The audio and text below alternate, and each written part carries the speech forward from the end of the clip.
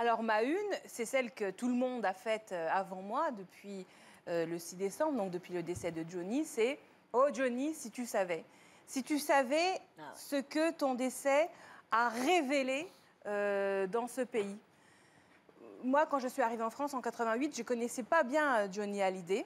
Et puis, dans les années 90, comme adolescente, je le percevais surtout comme le guignol de l'info, c'est-à-dire ce personnage grotesque qui ne savait pas aligner 3 phrases, qui disait surtout « ah que coucou ». Ouais. Et c'est avec le temps que j'ai fini par comprendre comment, justement, sur le temps long et album après album, chanson après chanson, Johnny était entré dans tous les foyers de France de façon très enracinée. Et là, je constate que nous vivons comme nation un moment très intense de nostalgie. En portugais, il y a un mot que tout le monde connaît, c'est saudade. Eh bien, la France, actuellement, elle vit une saudade terrible avec les 2 décès, en fait, celui de Jean d'Ormesson et celui de Johnny, parce que c'est une époque qui s'arrête et qui ne reviendra plus jamais. Il n'y aura plus jamais quelqu'un comme Johnny Hallyday. C'est irrévocable. Ce temps est passé.